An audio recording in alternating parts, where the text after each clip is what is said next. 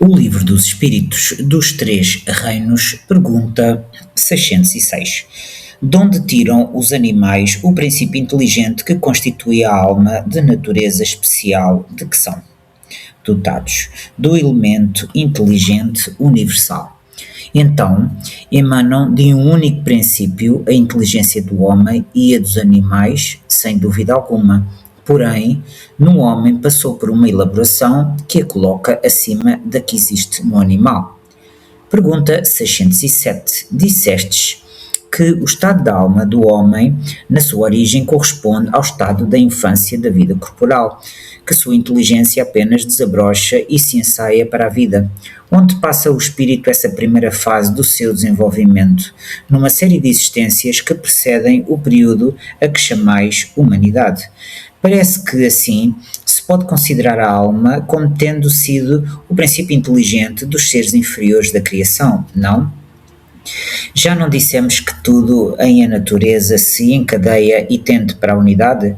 Nesses seres, cuja totalidade estás longe de conhecer, é que o princípio inteligente se elabora, se individualiza pouco a pouco e se ensaia para a vida, conforme acabamos de dizer. É, de certo modo, um trabalho preparatório, como o da germinação, por efeito do qual o princípio inteligente sofre uma transformação e se torna espírito.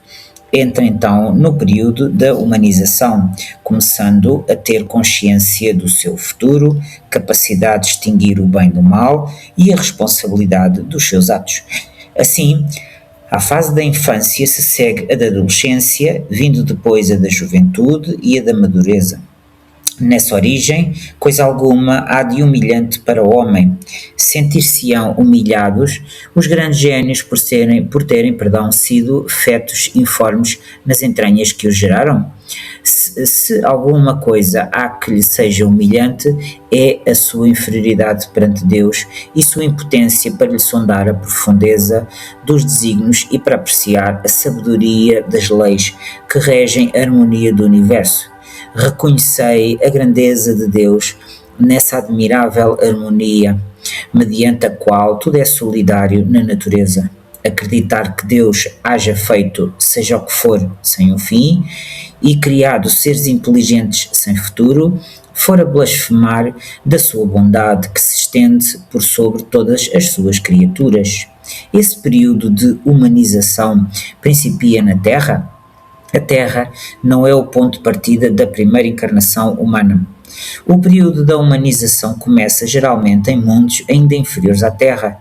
Isto, entretanto, não constitui regra absoluta, pois pode suceder que um espírito, desde o seu início humano, esteja apto a viver na Terra. Não é frequente o caso, constitui antes uma exceção.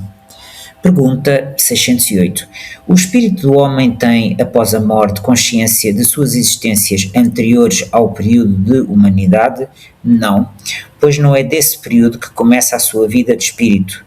Difícil é mesmo que se lembre de suas primeiras existências humanas, como difícil é que o homem se lembre dos primeiros tempos da sua infância, e ainda menos do tempo que passou no seio materno. Essa a razão porque os espíritos dizem que não sabem como começaram. Pergunta 609. Uma vez no período da humanidade, conserva o espírito traços do que era precedentemente, quer dizer, do estado em que se achava no período a que se poderia chamar ante-humano? Conforme a distância que medei entre os dois períodos e o progresso realizado. Durante algumas gerações, pode ele conservar vestígios mais ou menos pronunciados do estado primitivo, porquanto nada se opera na natureza por brusca transição. Há sempre anéis que ligam as extremidades da cadeia dos seres e dos acontecimentos. Aqueles vestígios, porém, se apagam com o desenvolvimento do livre-arbítrio. Os primeiros progressos só muito lentamente se efetuam, porque ainda não têm a secundá-los à vontade. Vão em progressão mais rápida à medida que o espírito adquire mais perfeita consciência de si mesmo.